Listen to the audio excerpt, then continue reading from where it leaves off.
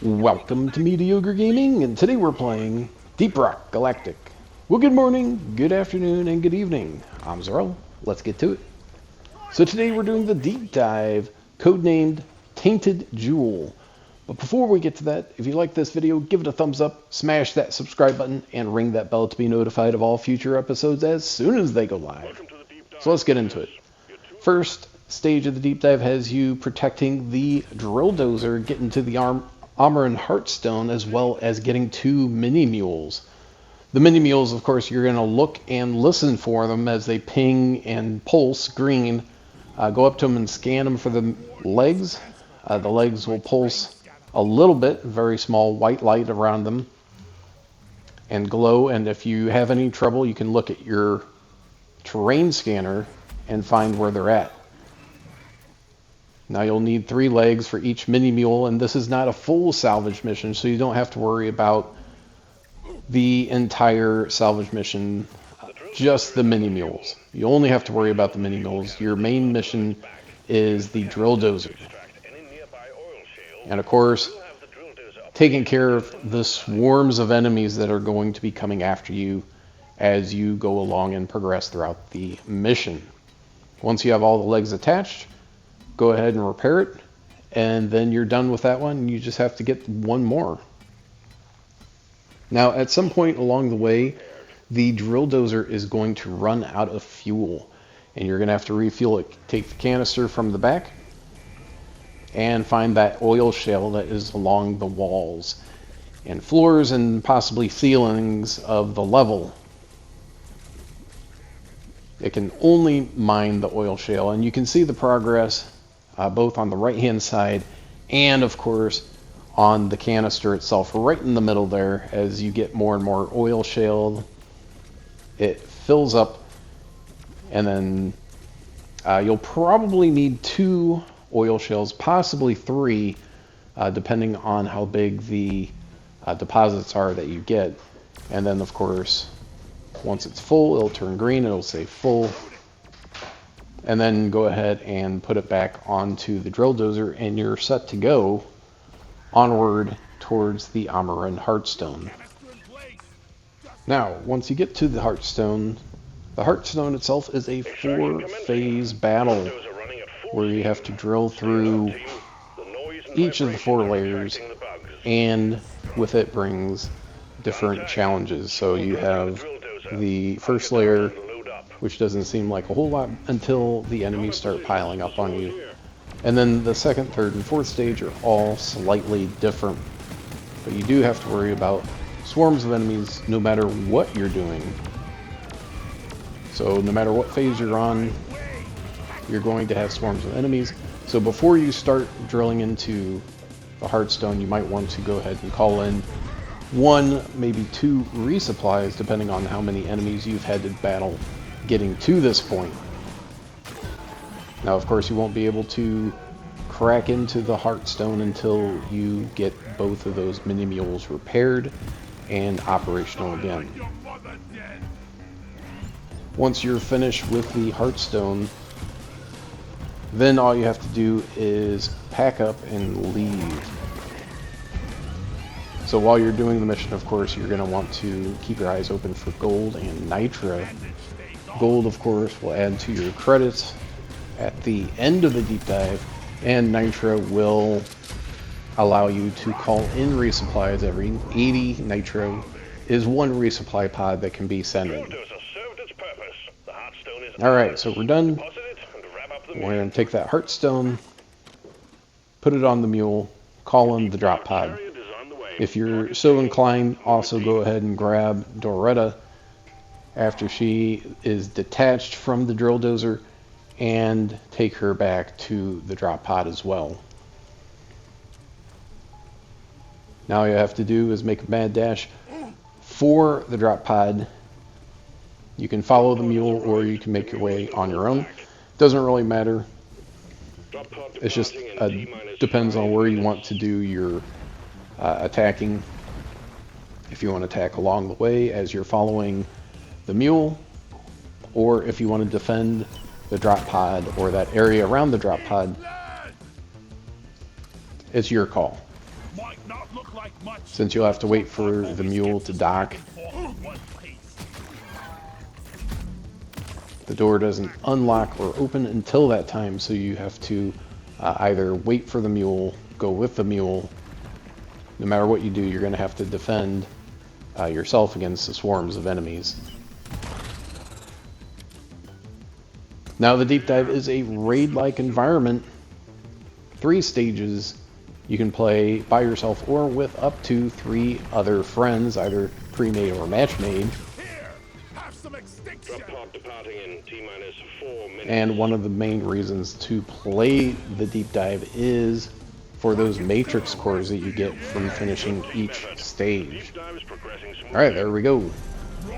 End of stage 1, on to stage 2 already.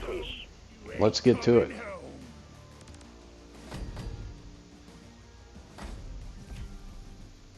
And now we're on to stage 2 of the deep dive. This one has us collecting a quarks, killing 1 dreadnought, and of course, exploder infestation. The quarks, you're going to want to look for those blue speckles on the wall, and of course, dig into it towards the glow and pick up that quark. Since there's no mule on the stage, you'll have to go and take these quarks to the rig, as well as any gold and nitra that you find along the way. Now the dreadnought, of course, is the boss-like creatures of Deep Rock Galactic. This time we got the Lacerator and Arbalest, so it is a dreadnought duo. They get to share their health between each other if you get one a little bit too lopsided. And of course, keep your eyes open for those exploders, which are going to be popping up every couple of minutes. So once you get those quarks and you take out your dreadnought, then you're ready to go. Go ahead and call in the drop pod. Now, unfortunately, you will have to wait 2 minutes. You'll have to defend until the drop pod shows up. So get to a good defensible position. You can stay around where the rig is at. At least there are a couple guns there. So at least, if nothing else, that you'll see where the enemies are coming from. And let that timer wind down until you get down to 0. But even at 0, you still have to wait a couple seconds before you can see the drop pod coming in. So all told, it's going to be at least 2 minutes in between when you finish and when you can actually get out.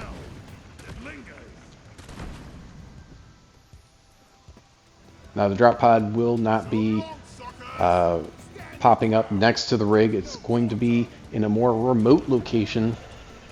So once you see the drop pod pop up, or the symbol pop up on the screen, then you can start going towards it and run for your life away from all the enemies that are going to be coming after you.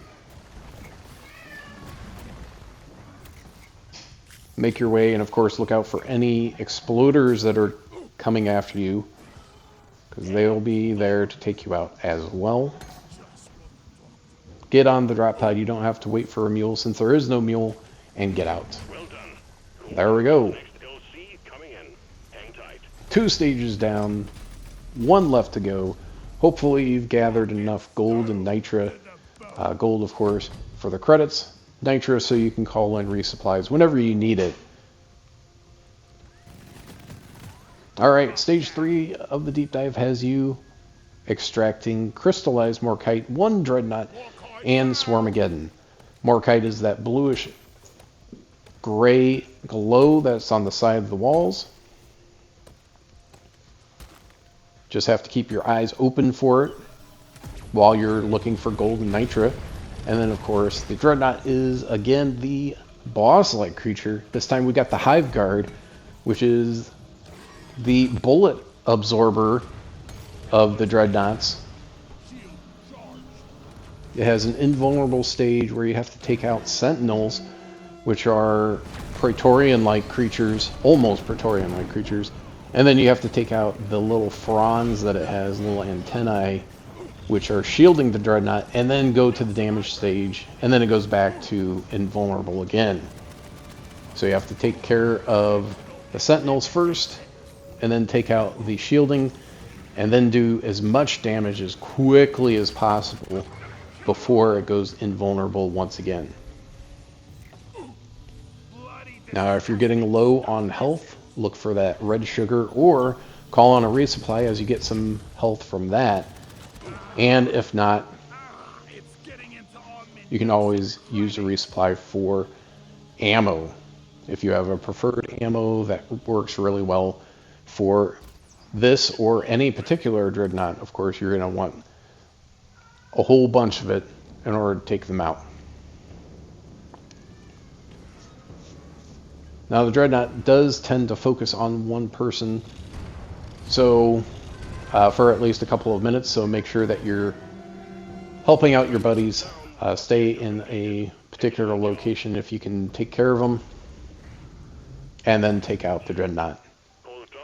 Once you have all the Morkite and the dreadnought taken care of, you're ready to call in the drop pod. Like I said, the biggest thing with the Morkite is looking for those deposits along the wall.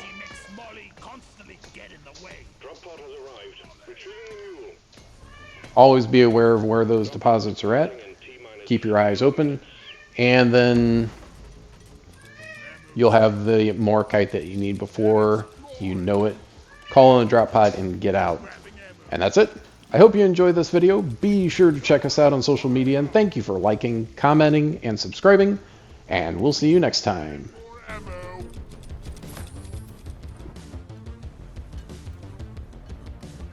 Go, go, go! Drop pod isn't waiting forever! Bam! Shield's ready again.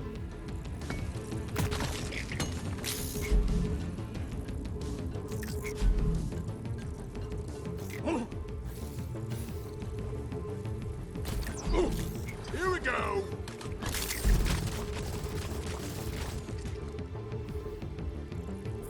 Drop pod departing in T-minus 4 minutes.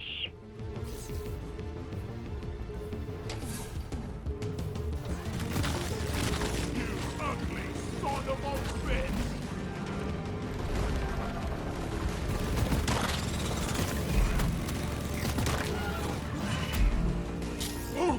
Feel much better now. Zip line, done. Shield!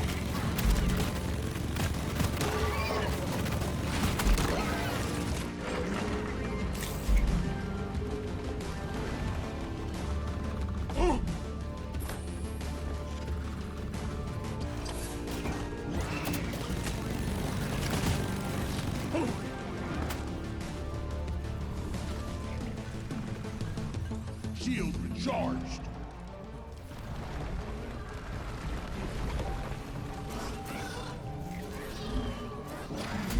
Drop pod departing in T-minus 3 minutes. Hello and good boy.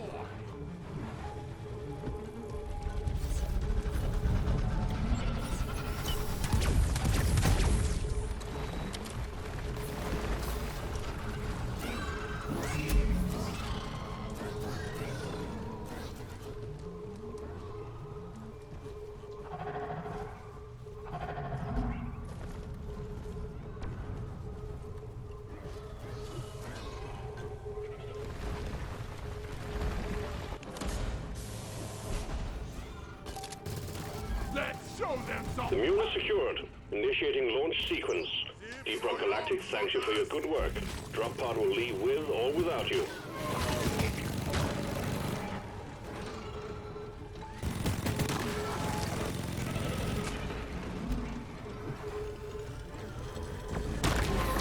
Drop pod departing in T-minus 2 minutes. Supply. Damn over shield. Supply pod requisitioned. Launching now. Supply ordered. Supply pod launched. Better stand back. Retrieving escape pod. Go! Resupply pod is here. Everybody collect ammunition. Resupply arrived. Go restock.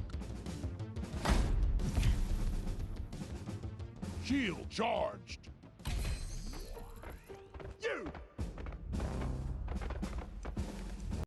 プレイステーション